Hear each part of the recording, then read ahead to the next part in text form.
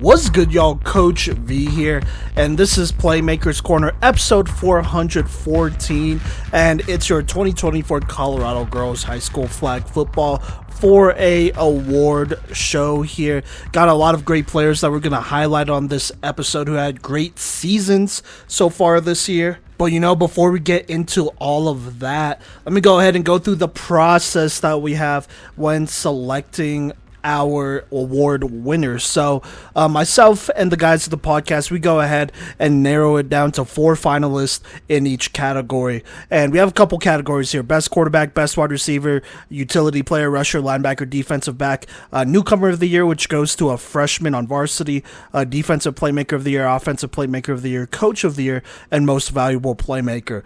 Really the only restriction is that you cannot win both like MVP and O-Point or be in consideration for both. So just keep that in mind. There are MVP candidates who obviously would be shoo-ins for D-Point and whatnot, I think, or O-Point or whatever, but we separate the best from the best there. So they can only be selected for one position. But when it comes to best quarterback, wide receiver, utility player, rusher, linebacker, DB, you are able to be a finalist for those. So there you go. I don't think we have too many, but you are able to. We'd like to highlight as many great players as possible when we do this thing. Now, when it comes down to voting, so obviously you, the fans, voted on Twitter/X. That poll has ended, so we have those results. So we have the fan vote. The fan vote's important because when there is a tie or whatever, then automatically the tiebreaker goes to whoever won the fan vote there. I think that's pretty fair.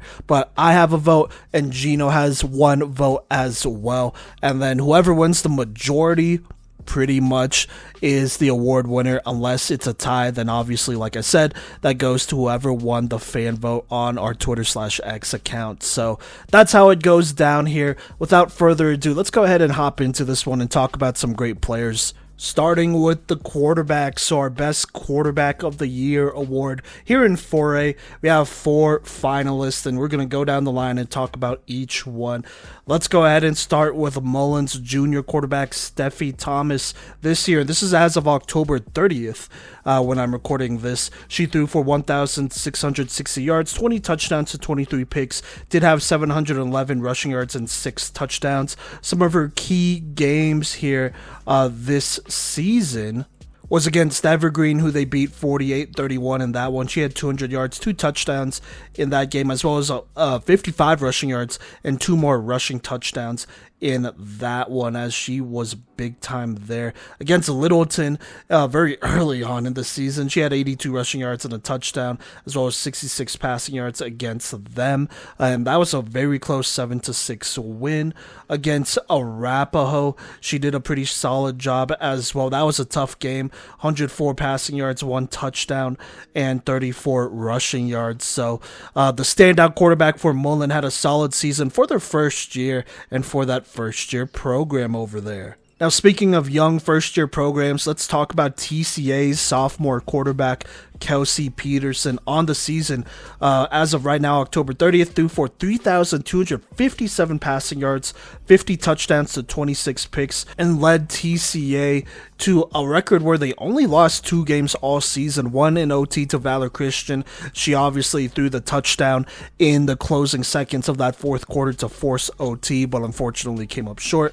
And then against Doherty, where they lost 7-13, arguably her worst game there, but she's had plenty of great games here, starting, I would even say, with the Thunder Ridge game. They were down early in that one. She ended up throwing for 205 yards, 2 touchdowns, and rushed for a touchdown to bring them back and win that game. Another big game she had was against the Vanguard school. She had only 54 passing yards, but that one for 3 touchdowns, as she was very efficient in that one. In the Valor Christian game, she threw for 279 yards and 2 touchdowns in that big time game. She also had a big game against Air Academy, where she threw for 243 yards, 5 touchdowns, only 1 pick. in that big time win for them. That was a big league win that they needed there. So there you go. And then in that semis leading up to that SEL championship against Elizabeth, she won 25 of 40 for 207 yards and 3 touchdowns. Also ran for a couple of yards there as well. So big time player to really get this TCA team going in their first year as a program.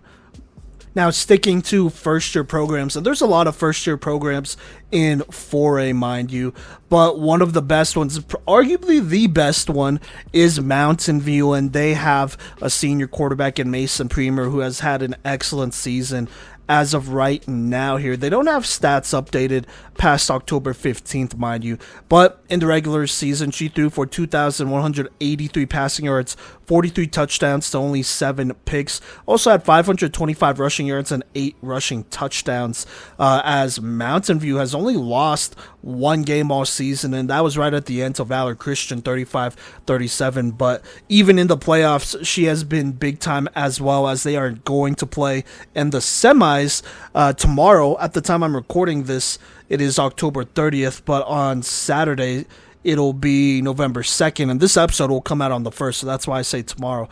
But she's led this team that far, and that's been absolutely big time. She's a dangerous passer for them, and someone who could run a little bit as well, and has commanded this high-flying offense with a lot of authority. Some key games for her in this one here against Dakota Ridge, in a 21-0 win. She threw for 119 yards, 2 touchdowns. She also had a rushing touchdown in that one, scoring all of theirs, and she only had 4 incompletions. She went 18 of 22, so that was definitely big time for them there. Against Douglas County, they beat them big, and she threw for 18 of 23, 264 yards and 3 touchdowns, as well as having 35 rushing yards and a rushing touchdown against them. Against Ponderosa, who they would eventually play in the playoffs again later, she threw for 184 yards and 4 touchdowns against them. So she's had some key games so far this season, and even though this is their first year, she's been big time as they've been able to reach heights that we haven't been able to see out of all, first year programs. It's tough to be a first year program here in Colorado, and they've done a really good job, especially on this 4A level. Now, let's go ahead and lastly talk about our last finalist here in Addie McEvers, the senior quarterback out of Evergreen. Evergreen, one of the teams that has had a girls flag football team since year 1. On the season, McEvers threw for 1,861 yards, 17 touchdowns to 24 picks, but also ran for 1,112 rushing yards and 19 rushing touchdowns as a dual threat on the ground for them. She is the only quarterback in 4A to rush for 1,000 yards, over 1,000 yards, and pass for 1,500 yards. And, Evergreen has become a playoff team because of that. And so let's talk about some key games she had this season. Let's start with her game against Bear Creek. She threw for 4 touchdowns and ran for 150 yards while throwing for 139 in that game, just absolutely hitting that stat pad there. Against Mullen, even though it was a loss, threw for 175 yards, 2 touchdowns, also rushed for 140 yards and 2 touchdowns in that game. Against Dakota Ridge, who they would beat, she threw for 173 yards, 2 touchdowns, and then rushed for 93 yards and 2 touchdowns in that game. And then against Pomona in the regular season, threw for 97 yards and 2 touchdowns while rushing for 62 yards in that win there. So some really good games from her, as she has been a big time dual threat there. Now, let's go ahead and get to the votes here. Let's start with the Twitter poll here. So there are 136 votes, 136 people who voted on this one. And the winner of the fan vote is Mountain View's senior quarterback Mason Premer, who earned over half of the votes, 57.4%. Right behind her was Kelsey Peterson with 26.5%, then Addison McEvers with 13.2%, and Steffi Thomas with 2.9%. So there you go. There, your fan vote goes to Mason Premer. Now let's go ahead and go to Gino here and who he's voting for. He will also actually vote for Mason Premer. He just simply said stats don't lie. Premer has by far been the best or has by far the best stats of any player in 4A, and she should continue to be a force for the next couple of years, assuming she plays college ball as well. So there you go there. And then, not that it matters at this point, but I'm also going to go ahead and vote for Mason Premer as best quarterback. I think in 4A, it's very obvious she's been the most efficient. She's led a team that has only lost one game this season, that has a chance to potentially go to state as they're in the semis here soon. And so, gotta go with Mason Premer from Mountain View.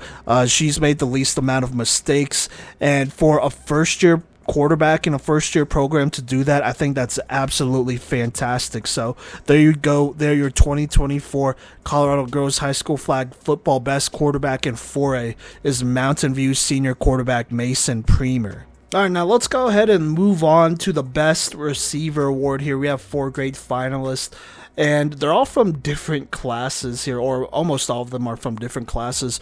But let's start with the freshman out of Littleton High School. That is Olivia May. Unfortunately, they were not able to make the playoffs, so these are all regular season stats. But on the year, 69 receptions, 673 yards, and 8 receiving touchdowns. Also has 93 yards and 1 rushing touchdown here. But she has been one of the lone bright spots for a very young Littleton program over there.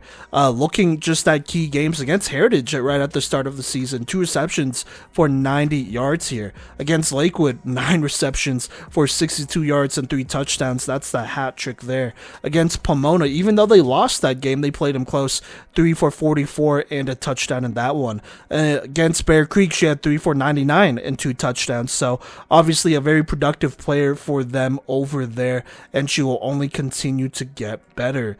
Now, moving on, let's talk about another freshman wide receiver in the Green Mountain player, Marissa Van Gilder. On the season, she has caught 65 receptions for 1,063 yards and 16 receiving touchdowns. That does include playoff stats as well, which I might as well highlight. Against Elizabeth in the second round, technically, she had 5 receptions for 91 yards and a touchdown. Against Mullen, who has one of the best defenses in 4A, 6 receptions, 73 yards, and 2 receiving touchdowns. Looking at other key games throughout the season, against Dakota Ridge, she caught 6 for 92. Against Pomona, 8 for 114. Against Chatfield, she even got 4 receptions there for 38. Against Pomona the first time, 7 for 93 and a touchdown. Against Chatfield the first time, 3 for 66 and 2 touchdowns. Super productive for them. This tall wide receiver is not only physically imposing, but she has just smooth skills in football that you're not going to be able to find. Honestly, maybe not anywhere else in the country. I'm going to be honest with you. There's not going to be many receivers this tall with the skills and smoothness that she has, and she has been unstoppable so far this season and has helped gotten Green Mountain into the semis and with the chance to potentially make state and win it. So we'll just have to see about that. Moving on here, we have another young receiver here in 4A, and that's the sophomore wide receiver out of Evergreen, Ellie Buenning, the 5'11 wide receiver, another tall one for them on the season. And these stats are as of October 9th, so not even including the one playoff game they played in, but she tallied up 76 receptions for 940 yards and 8 touchdowns on the season. Some key games that she had: against Mullen, even though they lost, 10 receptions, 142 yards, 2 touchdowns. Against Dakota Ridge, 8 receptions, 108 yards, 2 touchdowns. Against Littleton, 7 for 180 and a touchdown in that one. Against Ralston Valley, who has a good secondary there, 6 receptions for 80 yards. She is another physical, imposing force for them that's going to stick around and be one of the faces to Colorado Girls High School football here for the next couple years, and she has the ability to completely take over a game. Next year, she will be losing her quarterback, but it almost doesn't matter with how dominant she has been just taking over games. In their one game against Pomona, she got going a little bit in that second half and gave Evergreen a little bit of a spark in that playoff game. Unfortunately, though, they came up short, but she's an absolutely stud of a wide receiver here in Colorado, one of the best that this state has seen. So there you go there. there, Ellie Buenning in her, I want to say this is her first year playing, maybe her second year playing so far flag football. And then last but not least, speaking of first years playing flag football, we have Gwen Marks out of Mountain View / Berthoud.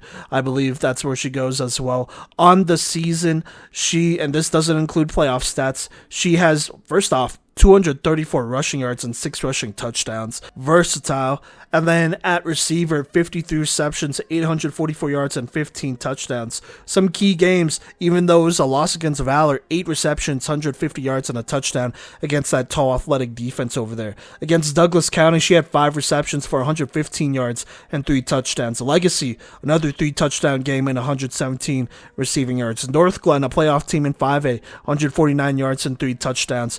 She has ripped apart so many solid defenses in her first year, and this is a team that's in the semis partially because of her, because she went crazy last week in the playoffs against, I want to say, Ponderosa. I believe she scored almost every single touchdown for Mountain View, and they scored like 4 in that game, so that's big time. Against Pomona, she was big time, more so on both sides of the ball, but definitely a threat that you cannot just miss. So there you go there. Those are your finalists.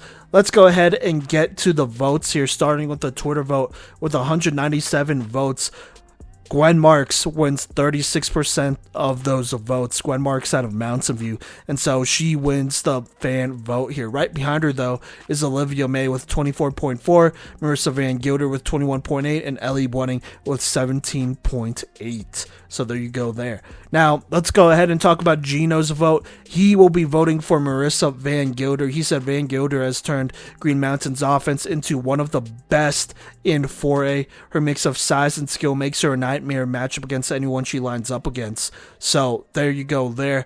And even though this was tough, I got to see Gwen Marks' greatness. I think she's been amazing. But the domination of Marissa Van Gilder has been big time. And honestly, it's hard to deny. She's only a freshman, but she's been so dominant and does so many things right. So I'm going to also vote for Marissa Van Gilder for your best wide receiver here in 4A, because I think she's the future of this game here. And that's not saying anything about Gwen Marks. I think Gwen Marks could go ahead and play college ball and be better than a lot of receivers and start for a lot of teams. That's how electric she is. But this is just a testament to how good this receiving group is and how dominant Marissa Van Gilder has been for Green Mountain.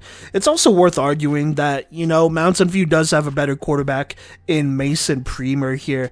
And I do feel like Van Gilder has made the lives of her quarterbacks, whoever's throwing her the ball, because there's been different players doing that throughout this season. Like, she's made their lives so much easier, and I think that's absolutely big time for a freshman to come in and do that and dominate. Oh my god. We'll see what happens on Saturday, but your 2024 Colorado Girls High School Flag Football 4A Best Wide Receiver of the Year has to go to the freshman out of Green Mountain, Marissa Van Gilder.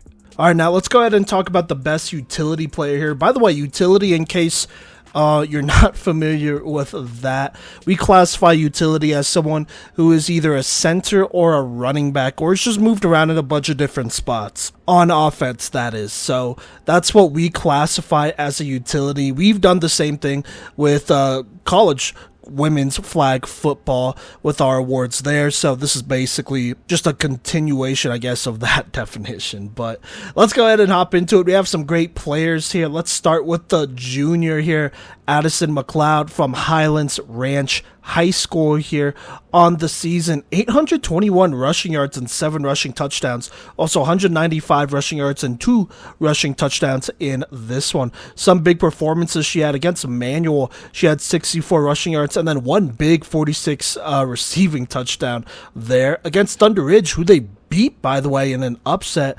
82 rushing yards, 2 rushing touchdowns, also 44 receiving yards on 7 receptions. Against Bear Creek, another team they beat, she had 2 receptions for 6 yards and a touchdown, also 88 rushing yards and 2 rushing touchdowns. She is Oh, and then my bad. I want to mention this one before we move on here. Against Ponderosa, who they beat 190 rushing yards and 1 rushing touchdown in that game. But, she's only a junior, so going into next year, I think she's going to be big time. But it already kind of feels like that she is the main weapon for Highlands Ranch over there and has been super productive for them doing it all. And so extremely excited for her future and getting to watch her play next year.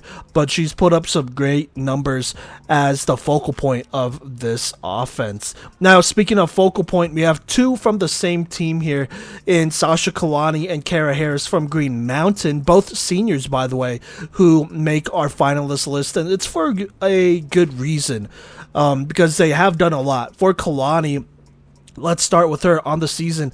79 rushes for 187 rushing yards, 13 rushing touchdowns, but has also brought in 51 receptions for 403 yards and 9 receiving touchdowns, doing it all for Green Mountain here. Some key games that she had against Evergreen: 54 rushing yards and 2 rushing touchdowns, also had 2 receptions for 11 yards in that one. Against, I believe this is Mountain Range High School, she had 5 receptions for 56 yards and 3 receiving touchdowns, and then had 20 yards and 1 rushing touchdown in that one. Against Dakota Ridge, she had 9 receptions for 45 yards and a touchdown.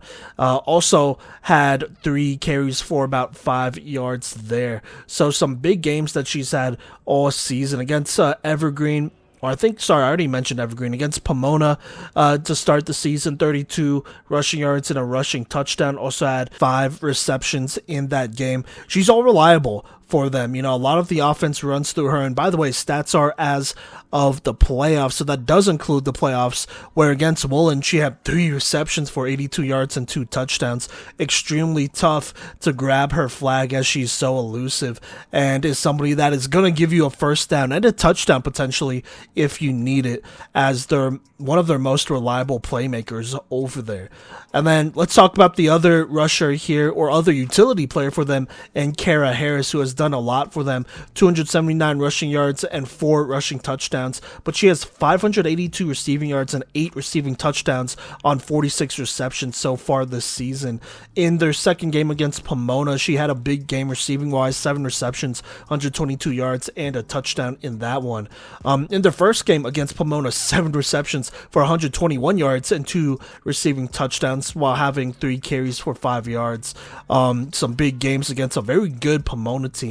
Against Mullen in their playoff game, she had 3 receptions for 43 yards and a receiving touchdown. And then against Evergreen at the very beginning of the season, 23 rushing yards, 33 receiving yards, and a touchdown. Super productive, does it all just like Kalani, and because of her versatility, it is extremely tough to stop this Green Mountain team, who already has a wideout one, who already won best receiver here in Marissa Van Gilder. And so that just opens things up for both Kalani and Harris to absolutely eat up defenses. And that's where Green Mountain gets you, essentially there.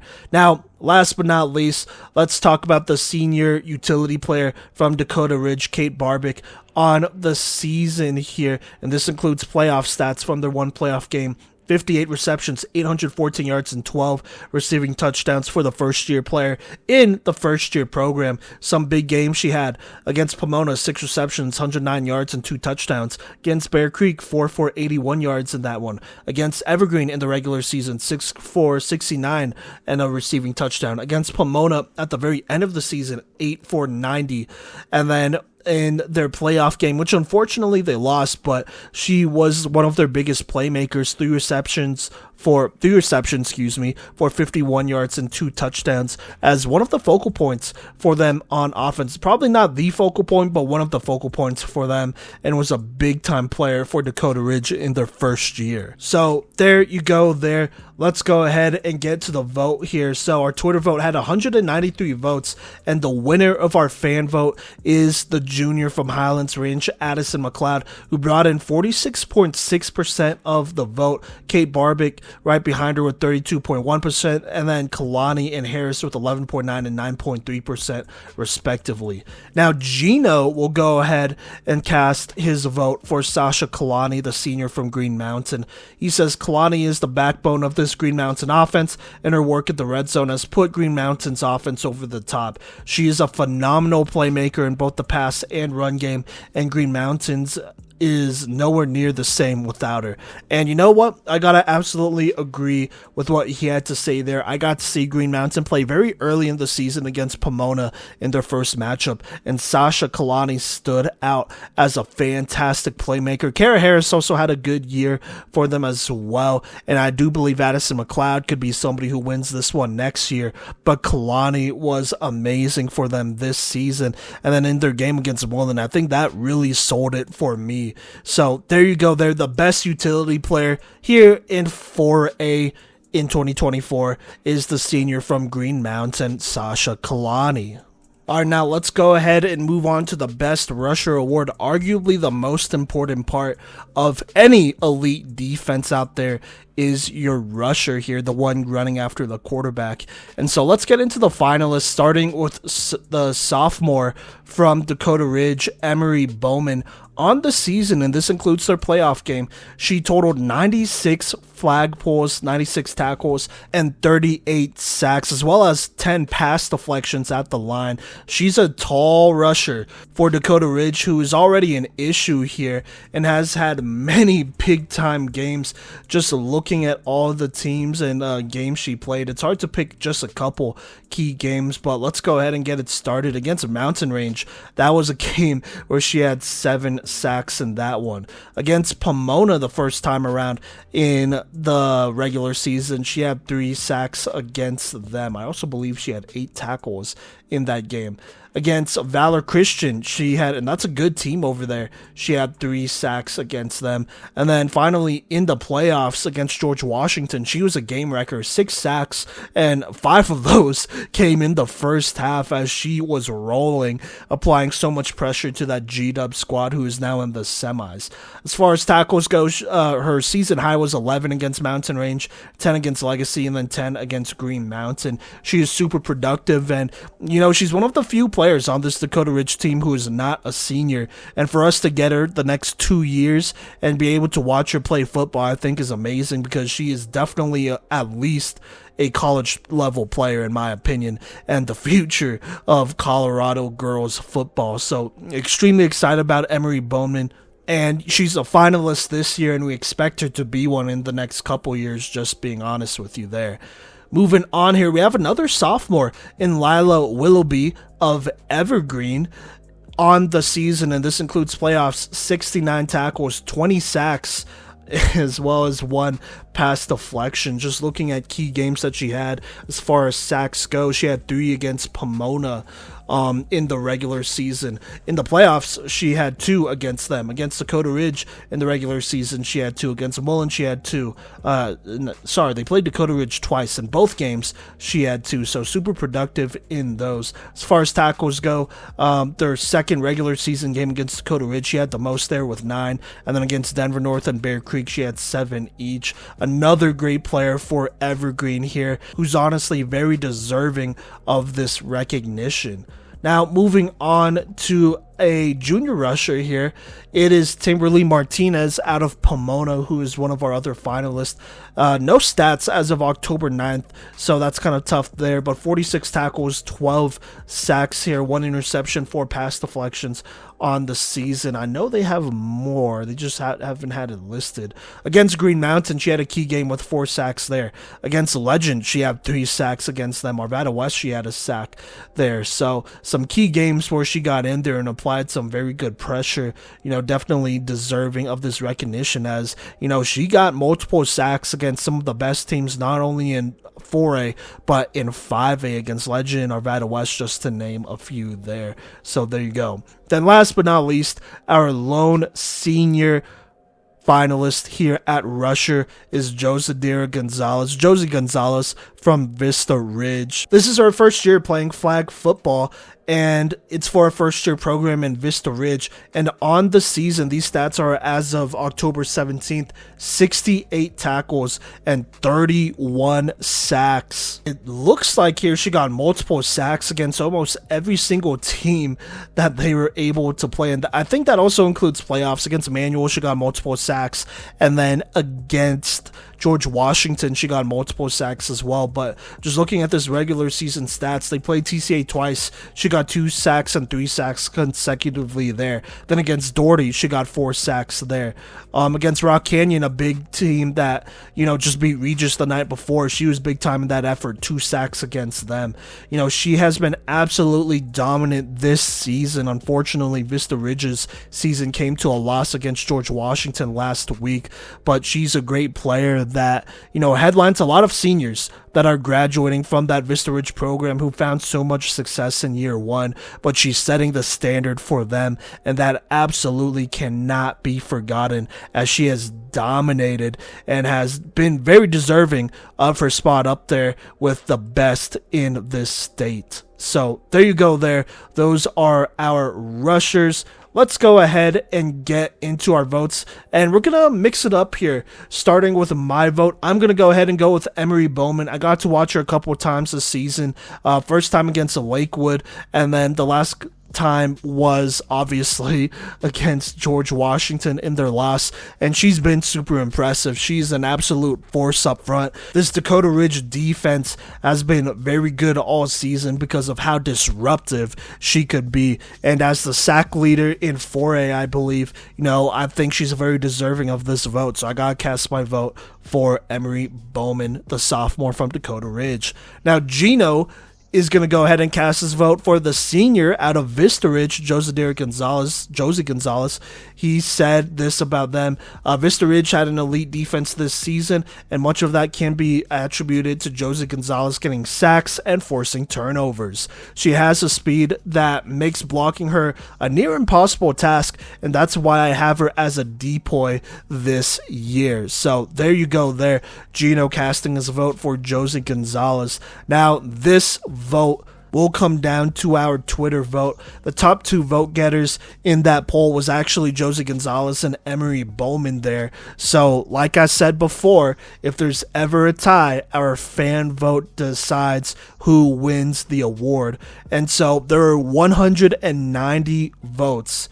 And the split between these two was 41.6%. One was getting that, and then the other got 35.8%. So it was very close here. But the winner of this fan vote and the best rusher from this 2024 Colorado Girls High School Flag Football season in 4A is Josie Gonzalez from Vista Ridge, winning with 41.6% there. And then, like I said, Emery Bowman right behind her with 35.8% of the fan vote. Super deserving. Got to watch her play plenty of times. Extremely disruptive. While Emery Bowman is definitely a taller rusher and a physical force up front, there's no doubt that Josie Gonzalez is an unrelenting force up front as well, with her speed and agility and just absolute chaos that she brings to the field when she is unleashed on opposing offenses. So extremely deserving. It is definitely tough that she is a senior, because we would have loved to see her play, a couple more years, but maybe, who knows, that could still be a thing if there are colleges out there. Josie Gonzalez from Vista Ridge is definitely a person to look at. So there you go there. Your best rusher here in 4A from the 2024 season is Josie Gonzalez from Vista Ridge. Now, moving on, let's get to linebackers here. We have some great candidates here, honestly. Starting with the sophomore from Mullen in her first year. With the first-year program, Sarah Garner out of Mullen. This season, she has made it known that she is here to play and has played some excellent football. 119 tackles on the year, 16 sacks from her spot at linebacker, which is insane. And then 2 interceptions. 2 of those were both against Arapahoe. She's another bright spot in the future of Colorado girls flag football here, as she has been excellent all season long, and honestly, we all believe that she is destined to be a college flag football player if she chooses to. But let's just talk about some of the key games. Against Arapahoe, let's start with that. That's the first game that we were able to watch her in. 7 sacks against them. Also, a season-high 14 tackles. Against Littleton, she had 12 tackles against them. Evergreen, a very good offensive squad, she had 12 tackles against them as well. Against Eagle Crest, she had 11 tackles. Arvada West, 10 tackles. These are all very good teams with elusive players. Looking back at the sacks, she had 3 sacks against Overland, a team on the cusp of that playoff spot. And then she also got sacks against Regis, Eagle Crest, Cherry Creek, and 2 against Arvada West. So she has been balling out so far this season and is somebody that could also definitely play a little bit of rusher here. I know they rotate her around and use her in different spots on that defense. Not like too different, but still different spots here, and she has responded well and has broken out with a great season to start her young career, and we're definitely looking forward to the future there. Now, moving on with another player here who was a part of a first-year program, let's talk about the junior out of Coronado. Technically, though, Palmer, shout out Palmer High School. I'm a little biased. I work in district, and I have a lot of connections there, let's just say, so I do know her coaches at Palmer. But that's Kennedy Berry, playing for Coronado, but hailing from Palmer High School here. She is, I believe she might be the leader in tackles in the entire state, or at least she's up there. She has 176. That doesn't include playoffs either, as they did not make the playoffs, which is absolutely insane. 176 tackles on the season. Also, 8 interceptions and 12 pass deflections to go with that. She has had some bonkers games, including a streak of games where she got double-digit tackles in like 6 games in a row here. Let's talk about that streak. Let's actually look at it. Against their academy, she had 15 tackles. Colorado Springs Christian, she had 16 tackles, plus a pick and 2 pass deflections. That was a win there. Against Doherty, she had 15 tackles after that. Against the Vanguard School, she had 10 tackles, plus 3 pass deflections in that one. Against Elizabeth, she had 2 interceptions in that game, plus 13 tackles and a pass deflection. Against Doherty, a second time, 20 tackles in that game and an interception there, just to name a few. Against Vista Ridge, 16 tackles as well at the very end of the season and a pick. She has been one of the lone bright spots for this Coronado team, a great player that they are able to have over there. And, she's only a junior, so going into next year, you could expect another big season. Can she potentially crack 200 flagpoles and tackles? We'll see. I think it's very possible for her, as she's just such a great athlete for them. And when we got to watch Coronado play at the beginning of the season, she really stood out. So there you go, Kennedy Berry out of Palmer technically, but going and playing for Coronado, balling out for them. Then back to Mullen here. We have another senior linebacker finalist here. Another part of this great Mullen defense in Johnny Jones. She had 83 tackles and 15 sacks on the season. Some key games that she had for the senior, 10 against Overland. Sacks-wise, she had 3 sacks against Smoky Hill, 2 against Overland, 2 against Grandview, 2 against Regis. Had 1 against Creek and Arvada West, 2 against Cherokee Trail.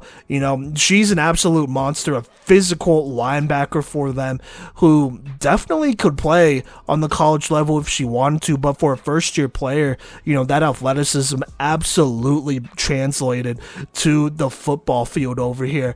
And she helped lead Mullen to a very successful first season, as, they were able to make the quarterfinals in the playoffs and win a lot of games. So she was able to lay that foundation for a Mullen team that will hopefully find more success moving forward. Now, speaking of finding more success moving forward in a first-year program, last but not least, we have a senior from first-year program Vista Ridge in Brooklyn Kaiser, who honestly was very close to being in consideration for utility player as well. She ended up being kind of the mainstay of that offense near the end of that season and was big time for them, but defensively, she's always been super good for Vista Ridge. 60 tackles on the season. And that's stats as of October 17th, by the way. Has a sack, 10 interceptions, 21 pass deflections. Just listing off some of her key games here. Against Smoky Hill, she had 4 pass deflections and a pick. TCA, 3 pass deflections and a pick. Ellicott, 4 pass deflections and a pick. Rock Canyon, 4 pass deflections and a pick. Coronado, 2 pass deflections and 2 picks. Elizabeth, a pass deflection and a pick. Against Doherty in that SEL tournament, she had a pick against them. You know, she has been absolutely vital to the pass defense here of this Vista Ridge team, holding down the middle. And even in the playoffs, I got to see an interception. She got a big one against Emmanuel that really put that one out of reach. And then against G-Dub, she played some great football for them as well. Scoring mostly on the offensive side, but defensively did a good job holding it down. And so she has been extremely productive for them this season. Now, let's go ahead and get to the votes here. Starting with the Twitter vote, 535 votes here, and 92.9% of those goes to Sarah Gardner, winning by a wide margin here. So there you go. That is your fan vote for Linebacker of the Year. Now, Gino, he's going to cast his vote for Sarah Gardner, the sophomore out of Mullen as well. He said Sarah Gardner is a college-level talent, and she has led one of the best defenses in 4A this year. She is a master at flag pulling and has the athleticism to be highly effective as a rusher and in pass coverage as well. So there you go, 2 votes for Sarah Gardner. That'll pretty much do it, but I'm also going to vote for Sarah Gardner as well, while there are other great linebackers on this list. I am also of the mind that Sarah Gardner is just as good, if not the best, out of all of them on this list with her versatility. Being able to rush, that's big time, and it's not like they're being caught off guard. You don't catch teams off guard that many times and get that many sacks. Eventually, you start IDing the issue there. So, straight up, she was just dominating, and she's been able to do it all. Stop the pass, stop the run, flag pull. Versatility matters, and while most of these players are very versatile in one way or the other, I just feel like Sarah Gardner has had some very dominant performances. Her big one against Arapahoe really sold us, in our opinion. But, be on the lookout for some of these other players here, though. Kennedy Berry, for me, was a very close second. Brooklyn Kaiser in that mix as well here, but I kind of view Kaiser a little bit more as an offensive player. I still think she could play on the college level too, by the way, both ways. But, I definitely view her a little bit more offensively favorable there. And then for Kennedy Berry, it's just tough because she's doing so much and they're just not winning as many games. And as a defensive player, it's hard to impact the game in that way and win games while, playing great defense. But Sarah Gardner was able to do that for Mullen. Right, and so that's why she has my vote. Not only is she being productive, but the team is also winning as well, and that does matter to a degree. So there you go, your 2024 Colorado Girls High School Flag Football best linebacker in 4A is the sophomore from Mullen, Sarah Gardner. All right, now let's get to our last best position player award here, and that's best defensive back. This goes to the best either cornerback or safety in 4A here, and we have some good ones, starting with the junior from Manual, the 6'1" safety for Manual, Deja Fox here. On the season, 24 flag pulls, 24 pass deflections. That's wild. As many pass deflections as flag pulls, and then 14 interceptions. She has been absolutely big time as one of their taller receivers over there. I mean, really, she plays both ways. I think she was one of their lead receivers, absolutely dominating, and then a great safety for them as well. Definitely somebody who, they have some college level potential. There's not many 6'1" safeties in college, so we'll just have to see about that. And I also got to watch her against Vista Ridge and thought she did a solid job there. But let's talk about some key games here, specifically. I mean, let's just list it off, all the picks, all the games where she got picks in, I think that definitely matters there. But against Bruce Randolph, she got 2. Lincoln, she got 1. Denver East, she got 1 and 3 picks. Against Denver North, 1 pick and 4 pass deflections. Against Thomas Jefferson, 2 picks and 2 pass deflections. Northfield, another playoff team, 2 picks and 4 pass deflections. South, 1 pick and 2 pass deflections. Against Against Vista Peak, 2 picks and 4 pass deflections. Against Kennedy, 2 picks and 4 pass deflections. She is a pick monster over there. She's going to get a lot of interceptions for that Manual team who, doesn't have many players on that squad. When I got to watch them in the playoffs against Vista Ridge, and by the way, this isn't even including the stats from that Vista Ridge game, she was very dominant, but this Manual team only had 2 players on the bench. So for her to play both ways, heavy minutes both ways, and still be this productive, I think is absolutely impressive. And she's only a junior, so we're just scratching the surface here with Deja Fox. Now, moving on here, our next 3 finalists are all seniors, starting with a senior from Ponderosa, Cameron Smith. I believe she played all over. A little bit of corner and safety there, I feel. I couldn't really tell the times I watched her. And I got to watch her play a couple times here this season and in the summer league. But 48 tackles on the season, 13 interceptions, 26 pass deflections. Talking about some key games here against Mountain Range and Elizabeth. Got 6 pass deflections in each one. Against Elizabeth, she got 2 picks as well in that game. Mountain Range, a pick in that game. She had 3 picks, 3 interceptions against Highlands Ranch, which I think is big time. She had 2 interceptions against a very good Legend team who is now in the semis right now. 2 picks against Heritage, 1 against Regis Jesuit. She has been extremely productive for a Pondo team who is now in year 2 for them, and I think this is definitely worth noting. Against Mountain View, this Ponderosa defense gave them some struggles very early on, and that's a high-flying offense with a lot of great receivers over there, albeit they didn't have Reese Peterson, but they still had the speedster Gwen Marks and All Reliable and Kendall Finley over there. And, that Pondo defense played well, so you got to give them a lot of credit there. Cameron Smith has been big time this season for Ponderosa. Now, moving on, actually, speaking of Kendall Finley, the senior out of Mountain View is actually one of our other finalists here.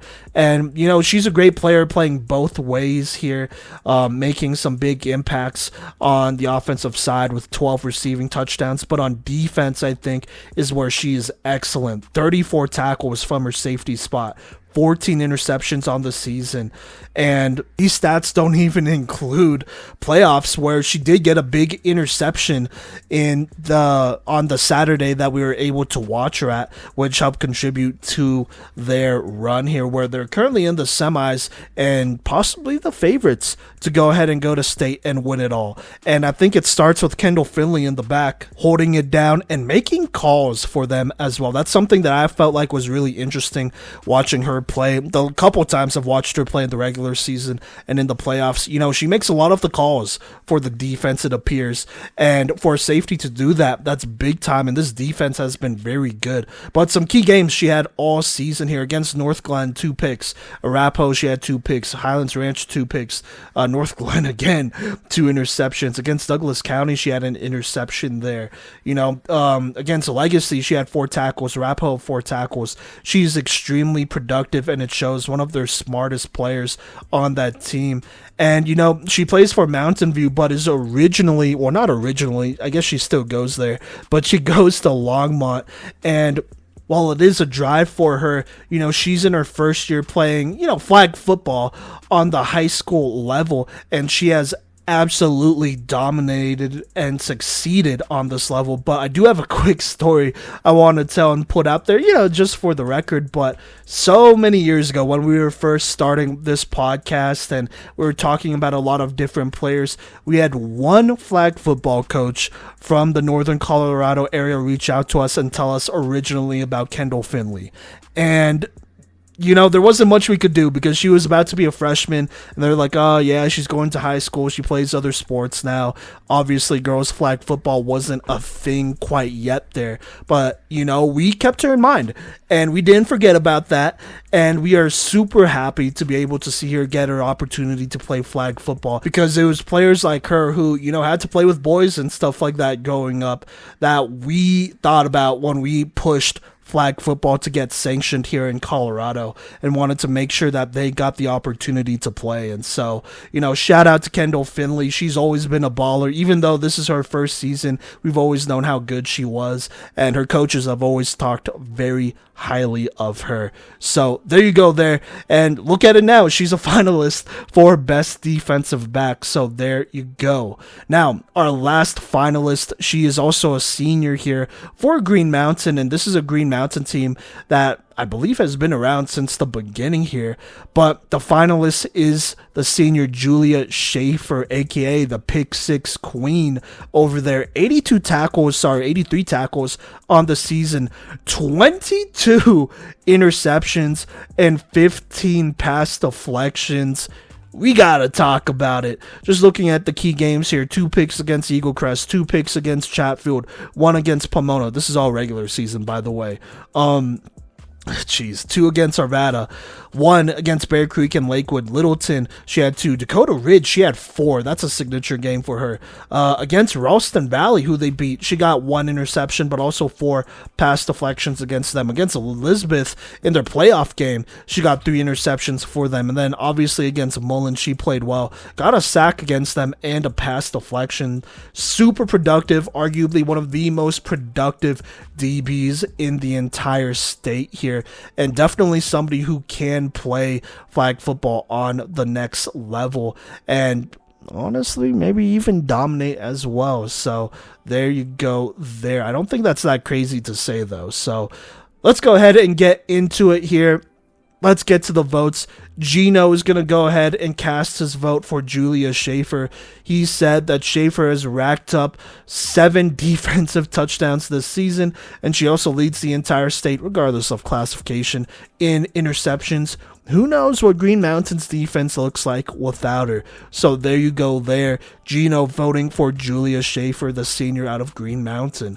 Now, let me go ahead and read out the Twitter vote here. 111 votes here, and it mostly came down to these 2 players, and Kendall Finley and Julia Schaefer here. But the winner of the fan vote from Twitter/X is Kendall Finley with 50.5% of the vote. Schaefer had 43.2%, so still pretty close there. Cameron Smith right behind them with 3.6, and Deja Fox with 2.7. So there you go. They're split at 1-1. My vote was between Kendall Finley and Julia Schaefer. I believe these 2 seniors have had excellent seasons, and it's a shame only one of them could win it, but I'm going to have to go ahead and vote for Julia Schaefer here. While Kendall Finley's stats are big time, and she does help call a lot of that defense over there, Schaefer's stats are insane, especially considering that she is mostly at corner while Finley is at safety. And I do think getting that many turnovers at corner is absolutely insane.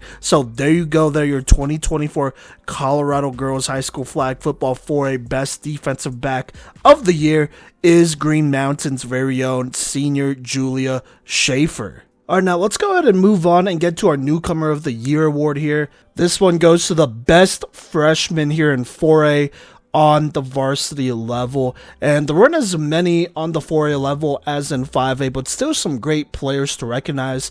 So all these players are freshmen, by the way, but let's go ahead and go to TCA, and let's start with Reagan Harder here, the athlete who plays both wide receiver and corner for them this season. In her season debut, she has been one of the best flag football players in the entire state here, exploding onto the scene. On offense, 27 receptions for 768 yards and 10 touchdowns.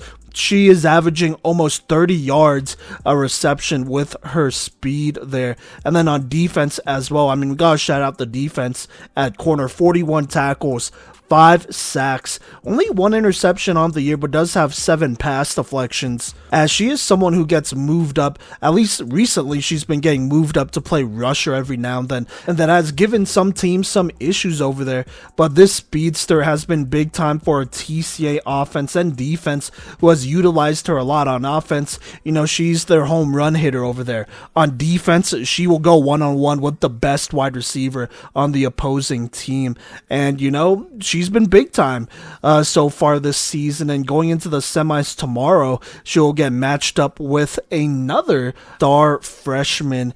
And let's go ahead and talk about her. That is Green Mountain senior wide receiver Marissa Van Gilder here. No surprises that she is here with how dominant she has been on offense. But on offense, 65 receptions, 1,063 yards, 16 touchdowns. We've already talked about some of her big games so far this season here. But, you know, she's been super dominant for Green Mountain, so cannot emphasize that enough. Moving on, let's go to Littleton here, where they have a nice player in Olivia May who has kind of done it all, mostly on, I would say, on offense. She's had a big impact, well, defense as well, but on offense, she is their lead receiver, 69 receptions for 673 yards and 8 touchdowns. On defense, she has 84 tackles, 1 sack, 6 interceptions, and 20 pass deflections as one of their best linebackers. Even though Littleton struggled at times this season, you know, Olivia May was a big bright spot for them with some big games. Against Bear Creek, 3 receptions, 99 yards and 2 touchdowns. Lakewood, 9 receptions, 62 yards and 3 touchdowns, just to name a few there. On defense against Evergreen, she had 12 tackles. Bear Creek, she had 11 tackles. That Bear Creek game, actually, she also had 2 picks, so having herself a day against them, but she's a standout player to look out for. Now, moving on, let's go to Kaylee Walker of Emmanuel here. Listed at DB and wide receiver, but I believe she ended up being their quarterback for the season here. On the season, threw for 744 yards, 8 touchdowns to 11 picks. Also had 735 rushing yards and 9 rushing touchdowns, and then 54 receiving yards there. On defense, had 36 tackles and 8 picks, plus 25 pass deflections. Looking at some of her key games here against Denver West, 1 interception, 4 pass deflections. George Washington, 2 interceptions, 4 pass deflections in that game. Northfield, she had 2 picks and 3 pass deflections against them. Bigger offensive games here against George Washington, she also threw for 124 yards, 2 touchdowns, 2 picks, while having 89 rushing yards and a rushing touchdown. Against Denver West, she had 93 rushing yards and 2 touchdowns. Against, I believe this is Aurora Central. Yep, Aurora Central had 117 rushing yards and 2 rushing touchdowns. Then against Kennedy, had 122 rushing yards and 2 touchdowns, as she has been big time all season long. So there you go there. A lot of great freshman candidates for Newcomer of the Year, but there can only be one. Let's go to Gino for his vote. He is going with Reagan Harder out of TCA. He said Harder is a top playmaker on one of the best teams in the state as a freshman. She's averaging 28 yards per reception as the deep ball target for TCA's offense. So he is going with Harder. I am going to go ahead and also cast my vote for Reagan Harder out of TCA. For me, it was between her and Marissa Van Gilder. Van Gilder obviously winning best wide receiver, and I think that is very much warranted there. But Harder has done it on both sides here. While her receiving stats aren't as good, defensively, I can't talk enough about how important she is over there. Now, it may not show in the box score, but she does a great job holding down her side of the field wherever she is. Got to see her ball out against Valor Christian, got to see her do it against Doherty, got to see her do it a little bit in the playoffs as well here, and there's a reason why they're in the semis. She is their star player, one of their star players for that TCA team, and I am we're all very much looking forward to a Reagan Harder and Marissa Van Gilder matchup here, not only this season, but in the upcoming seasons, hopefully. So there you go there. And not that this matters too much, but the Twitter vote with 149 votes, Reagan Harder wins it with 45.6% of the votes. Olivia May was second with 28.2%, and Marissa Van Gilder was third with 26.2% here. So there you go there, your 2024 Colorado Girls High School Flag Football 4A Newcomer of the Year is TCA's very own Reagan Harder. Now, let's go ahead and move on to Defensive Playmaker of the Year. We have a number of great players to look at here, starting with the sophomore standout from Dakota Ridge, Emery Bowman. We talked about her stats in that best rusher conversation. 96 tackles. This is including playoff stats, by the way. But 96 tackles, 38 sacks, 10 pass deflections, an absolute monster up front for a first-year program who is very young and whatnot. But this includes big games against Mountain Range where she had 4 sacks the first time, 7 sacks the second time.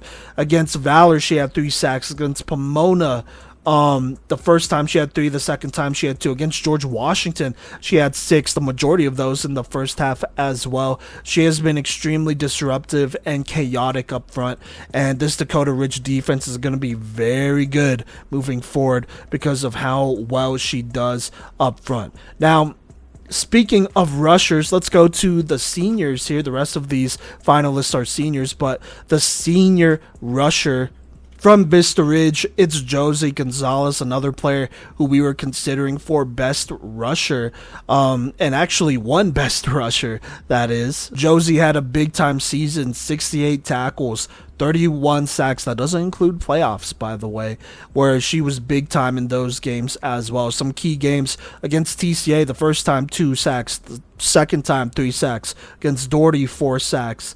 Against Rock Canyon, she had 2. Against Doherty, the second time she had 2. So that's absolutely big time. She has been super disruptive up front here. Obviously not as big as Emery Bowman, but super lightning quick for that Vista Ridge team and causes a lot of chaos up front alongside some of those other defensive players over there. So there you go there.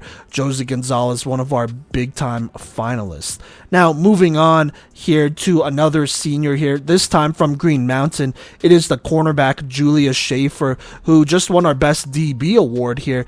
83 tackles, 22 interceptions, 15 pass deflections on the season. Statistically, the best defensive back in Colorado. Some of her big games include a 2 interception game against Chatfield, a 1 interception game against Pomona the first time around, a 4 interception game against Dakota Ridge, a 2 pick game against Pomona the second time, a 1 interception game against Ralston Valley and Chatfield, and then a 3 interception game against Elizabeth in the playoffs. She has been electric on that side of the ball.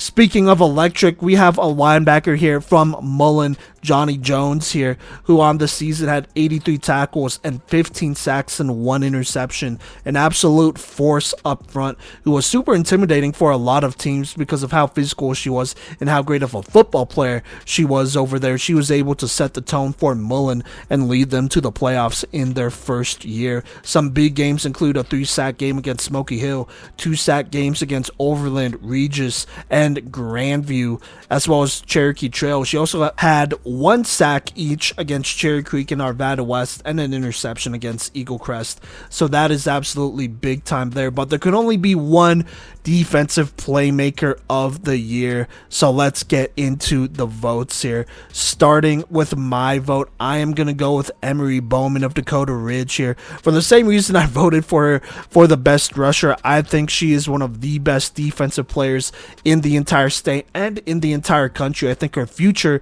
is super bright for them over there because of how talented she is, and she's only going to get better as she's just a sophomore this year. So I got to go with Emery Bowman.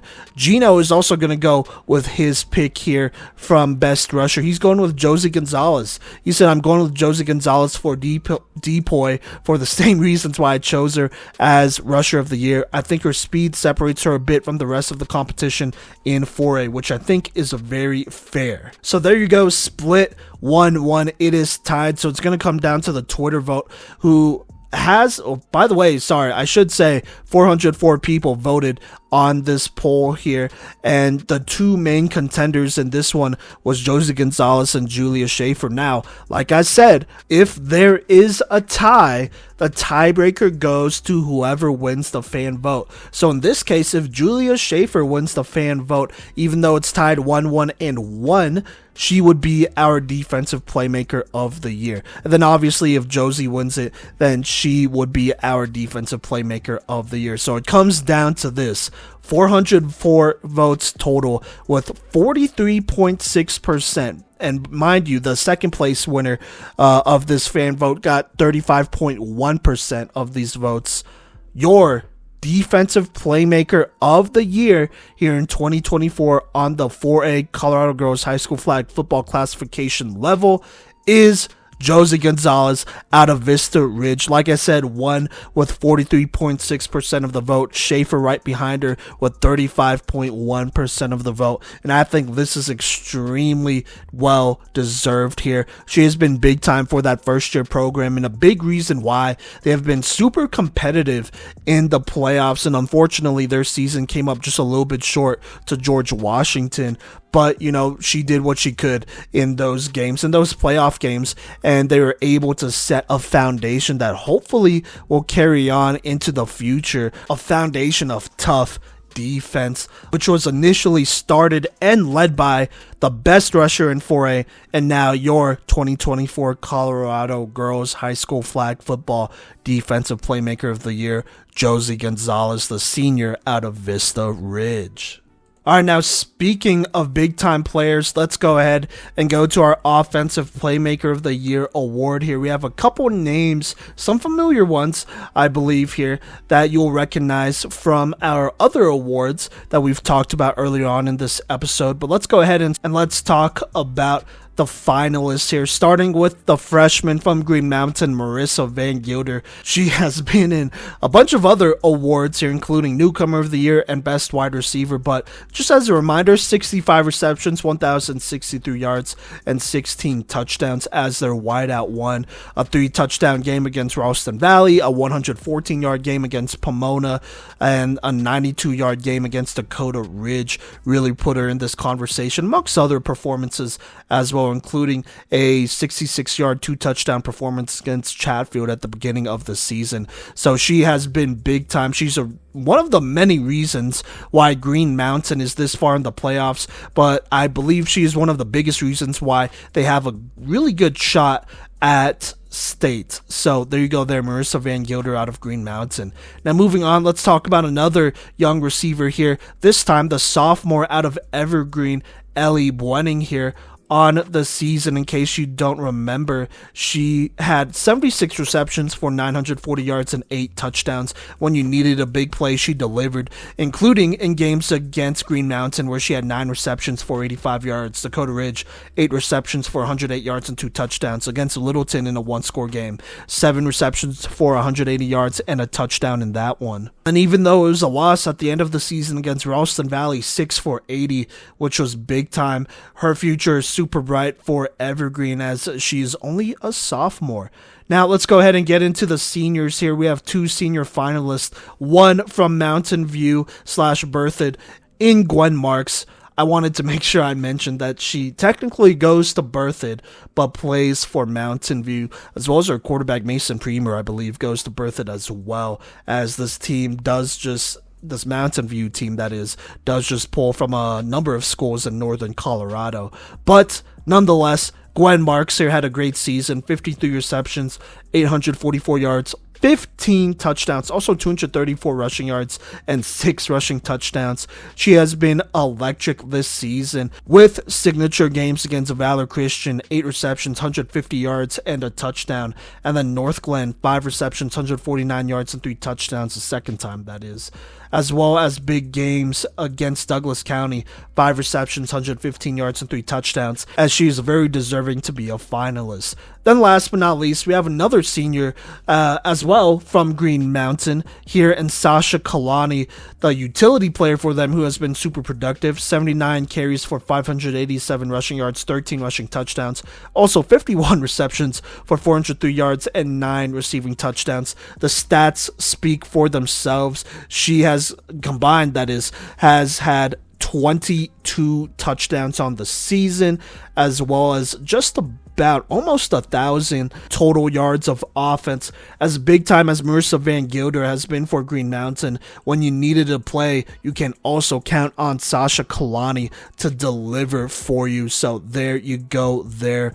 Those are your finalists for this 2024 Colorado Girls High School Flag Football season in 4A, but there could only be one pick here, and so let's go ahead and start with Gino's vote. he's going to go ahead and vote with Marissa Van Gilder. He said the go-to target on one of the most hot or cold offenses we've ever seen before. The fact of the matter, though, is that Chloe Verbeek's stats skyrocket when she targets Marissa Van Gilder. So he is going to go with Van Gilder out of Green Mountain. Now, the Twitter vote here, there were 133 votes on this one, and the winner of the Twitter/Van vote was Mountain View's senior wide receiver Gwen Marks with 44.4% of the vote here.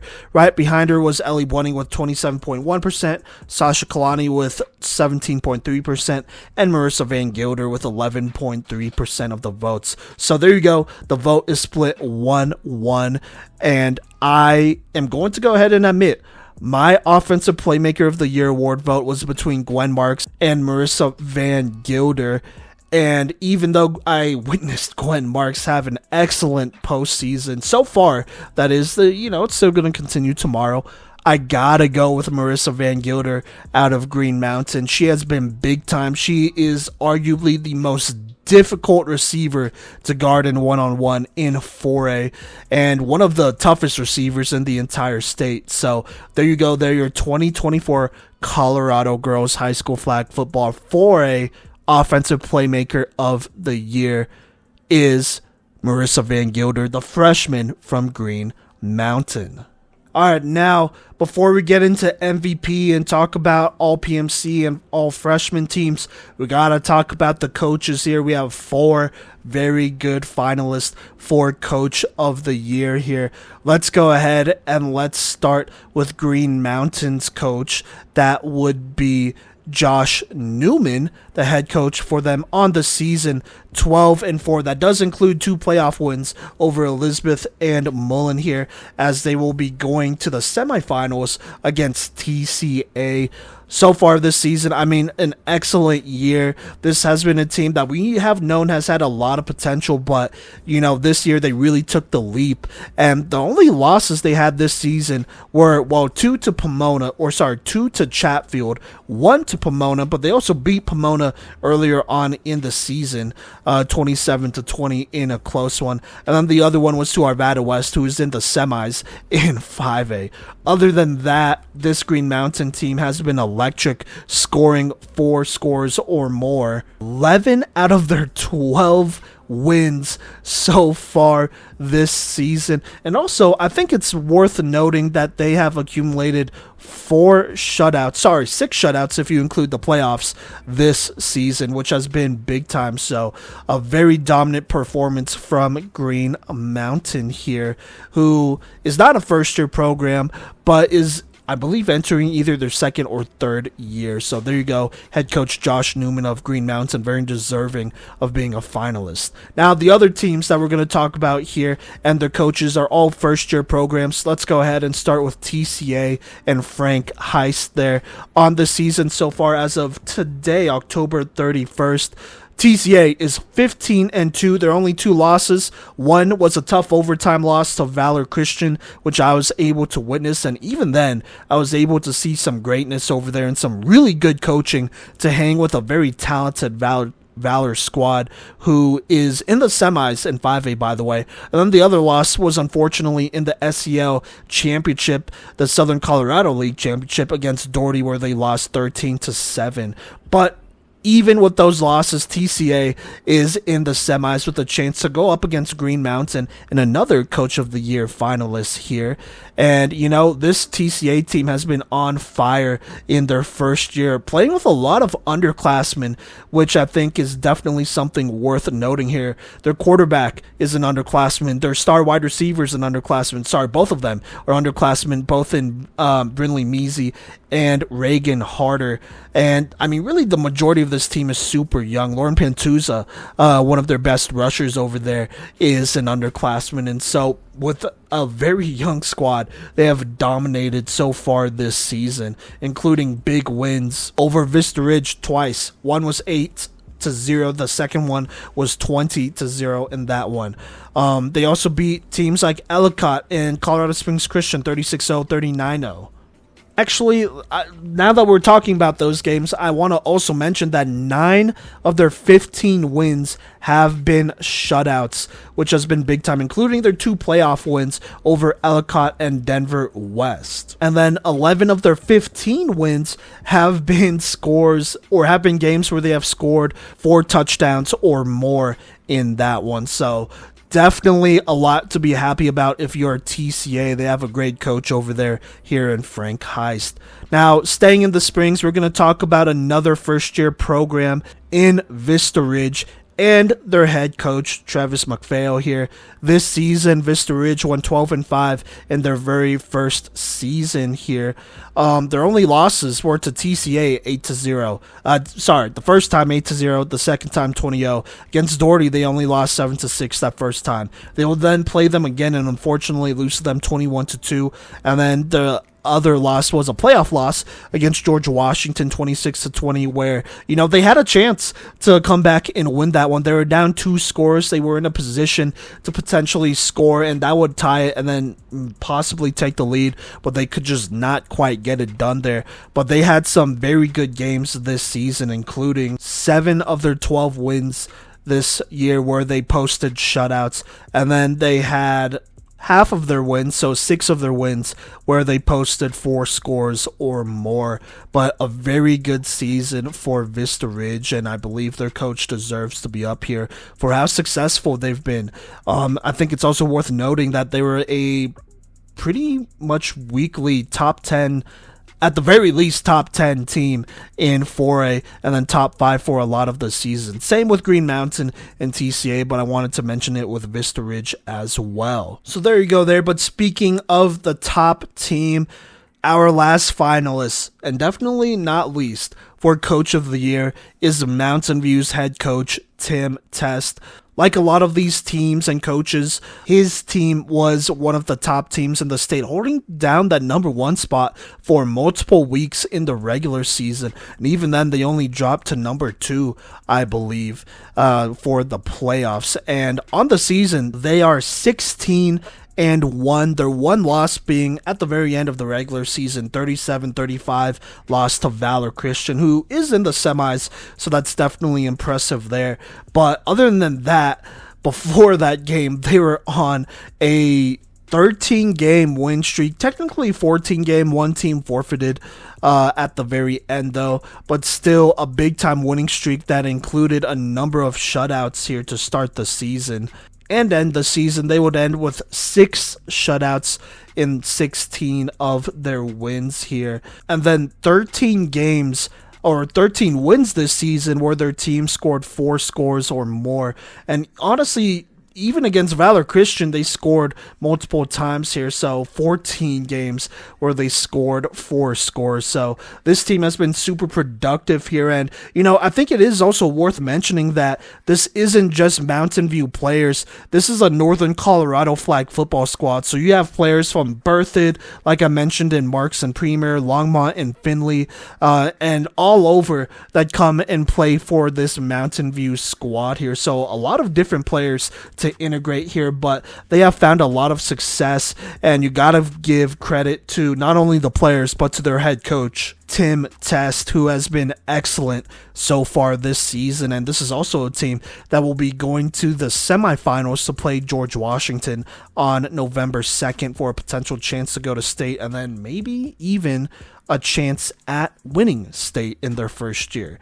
And so let's go ahead and get into the votes here, starting with Gino's vote.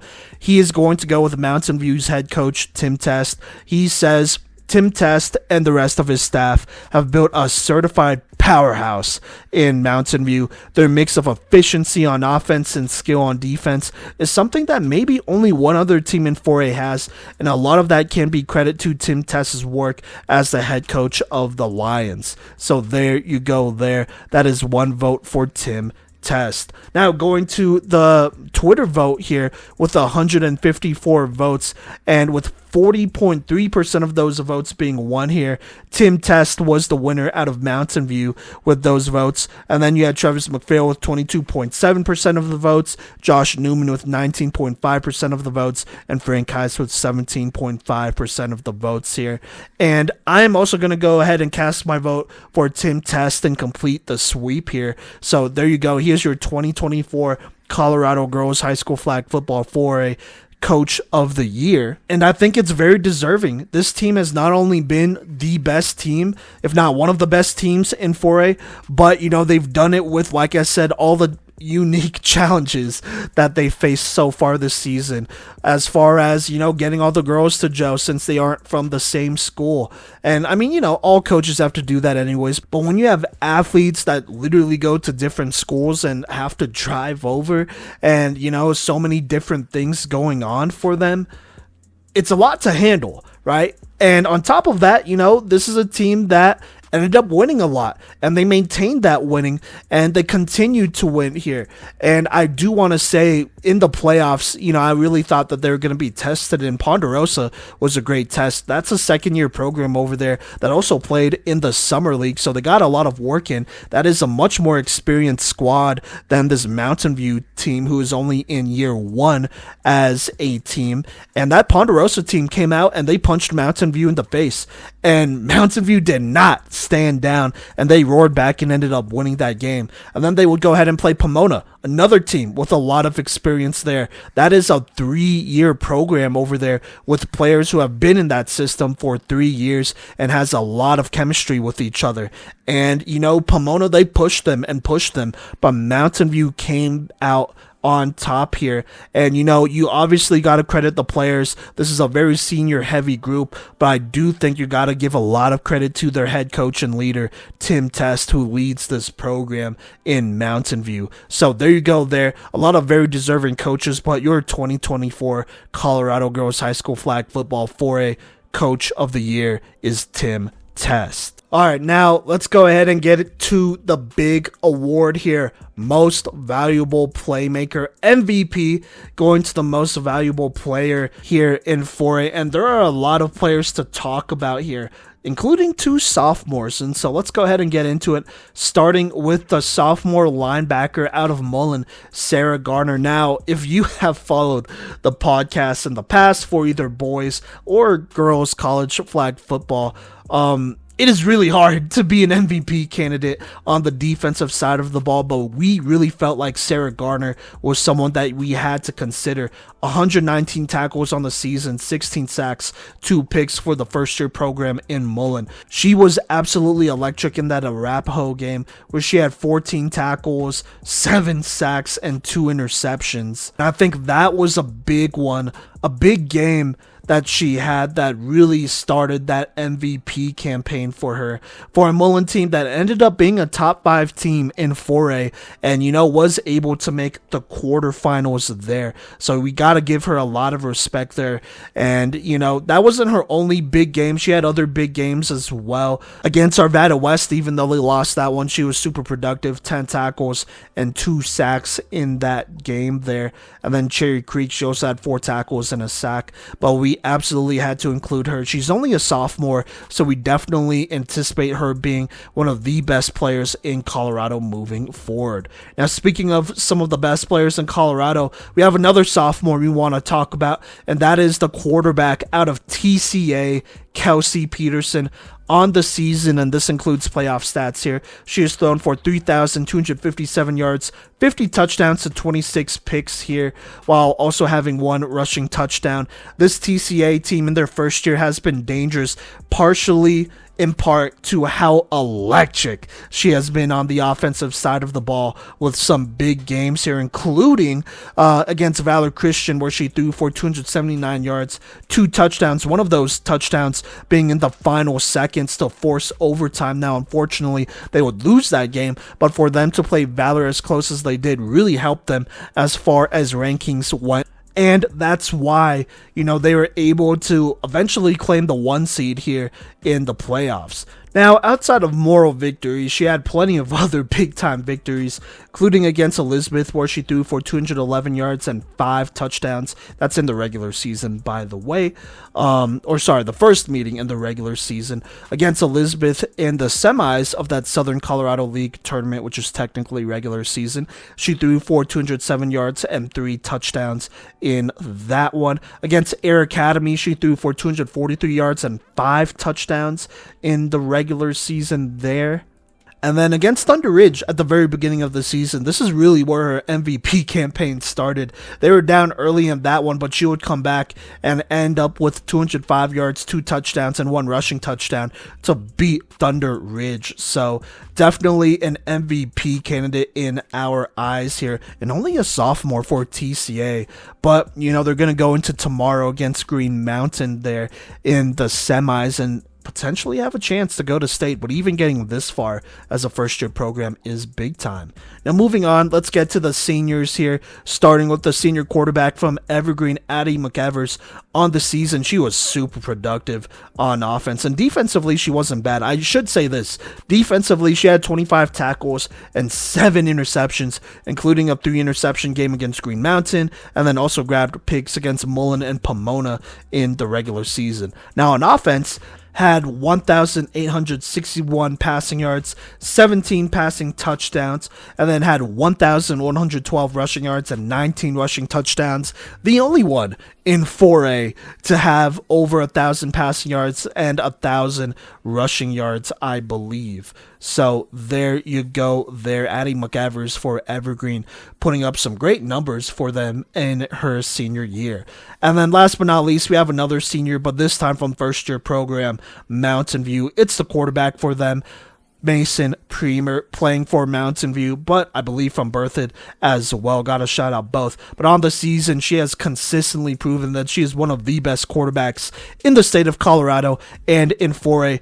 She threw for 2,183 passing yards, 43 touchdowns to 7 picks, while having only 7 picks, that is, while having 524 rushing yards and 8 rushing touchdowns. Also has a receiving touchdown on the season as well here against Highlands Ranch. So the only player, I think, maybe I'm wrong. Actually, I don't want to say the only player, but she is one of the few players who has thrown for a touchdown, caught a touchdown, and ran in a touchdown here in flag football in Colorado. So there you go there, Mason Premer with some big games this season here, including against Aurora Central. I think statistically speaking, this was when she threw the most touchdowns, 207 yards for 6 touchdowns in that one there. And then I believe she also had 65 rushing yards in that game.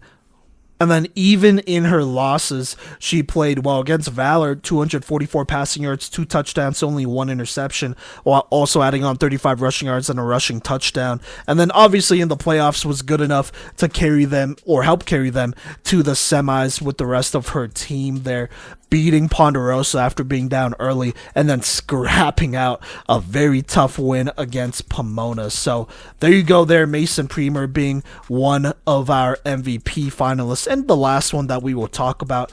But let's go ahead and get into the votes here. So starting with the Twitter vote here, 645 votes here on this one. This poll was voted on the most, but 78.4% of those votes will be going to Sarah Garner of Mullen, the young sophomore linebacker for them. Right behind her was Mason Premer with 10.9%, Kelsey Peterson with 6.2%, and Addison McEvers with 4.5%. But Sarah Garner, like I said, wins your fan vote.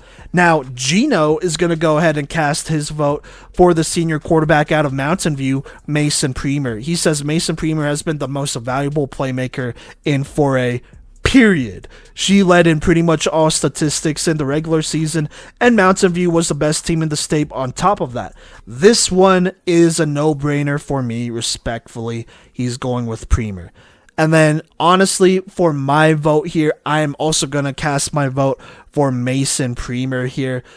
Mountain View has been one of the best teams in Colorado, not just in 4A, but in 5A as well. They've been super dangerous. And while they have weapons all around, it takes a very dangerous quarterback to be able to use all those weapons at will and, win efficiently. And they have done exactly that. They have won 16 games and have only lost one. And even then, that one was a winnable one. They only lost by one score in that game here. And so she has been absolutely big time. It's a shame she's only a senior because we'd love to see her play more here on the high school level. But legitimately, I think she is a college level quarterback and can be a starter for some teams potentially there. But with that being said, your 2024 Colorado Girls High School Flag Football 4A most valuable playmaker is the senior from Mountain View / Berthoud, Mason Premer. All right, now thank you to everyone who has stuck around to the end of this episode here. But we do have one more, recognition we want to talk about real quick here. And it's our all Playmaker team, all PMC team, and our all PMC freshman team here. Unlike state, we definitely have position limits when it comes to these, and so let me just go ahead and read it out. So just in 4A, we pick the best players at each position. We pick 2 quarterbacks, 3 wide receivers, 2 utility players who are either running backs or centers, or they play all over, right? We pick 2 rushers, 3 linebackers, and 4 defensive backs. We do the same also for the all freshman team. Now for the all PMC team, we have also added on athlete. This goes to one of the best 2-way players. So this is a player that easily could have been put in on offense or defense, but we wanted to make sure we recognize them as well for their efforts on both sides of the ball. Now, the all-freshman team this year will not have an athlete just because there weren't a lot of freshmen there. So there you go. But other than that, we pretty much picked the players that we feel like were the best in the state this year. So I'm not going to give too many reasons. In the past, we just haven't. This is just our opinion here of who are the best. So I'm just going to go ahead and read it out, starting with the 4A all-freshman team here. At quarterback, we have Ava Palmer from Littleton and Cadence Thomas from George Washington. At wide receiver, we have Marissa Van Gilder from Green Mountain, surprise, surprise, and Reagan Harder from TCA, also surprise, and then Olivia May from Littleton. At utility, we went with Kailana Smith from George Washington and LaKayla Byers from Manual. Now on the defensive side of the ball for this all-freshman team, we went with Lauren Pantusa from TCA and Ren Freeman from Littleton. At linebacker, we went with Rosin Albrardi, I want to say, from Highlands Ranch. Excuse me if I'm saying that wrong. Devojanae Harper from Bruce Randolph and Olivia May from Littleton. And then at DB, at defensive back here, so either corner or safety, we went with Brinley Measy from TCA, Audrey Mondragon from Pomona, Olivia Nelson from Elizabeth, and Kaylee Walker from Manual. So there you go there. That's your 4A all-freshman team. Now let's talk about the 4A all-PMC team. Your athlete, just to start here, is the senior from Mountain View, Kendall Finley. But at quarterback here is Mason Premer, the senior quarterback from Mountain View, and then Kelsey Peterson, the sophomore quarterback from TCA. At wide receiver, we have the freshman from Green Mountain, Marissa Van Gilder, the sophomore from Evergreen, Ellie Wenning, and then the senior from Mountain View, Gwen Marks. At utility, this one was tough here, but we went with the junior from Highlands Ranch, Addison McLeod, and then the senior from Green Mountain, Sasha Kalani. At rusher, we went with the sophomore from Dakota Ridge, Emery Bowman, and then the senior from Vista Ridge, Josie Gonzalez. At linebacker, we went with the sophomore from Mullen, Sarah Gardner, the senior from Vista Ridge, Brooklyn Kaiser, and then the junior from Coronado, Kennedy Berry. And then at defensive back, we went with the junior from Mullen, Lily Evans, the junior from Manual, Deja Fox, the senior from Ponderosa, Cameron Smith, and then the senior from Green Mountain, Julia Schaefer. So there you go there. Those are your all PMC teams. Make sure you show these girls some love here whenever you see them around, and show them some love on Saturday for those players who are playing in the semis and state. We will be there, and I am pumped for it. It's going to be amazing. So super excited for that. 5A end of the year award show will be next Friday. Next week, that is. So that'll be November 8th, 2024 when that will be posted. So there you go there. But until then, I've been your host for this episode, Coach V, and hopefully I'll see you at state.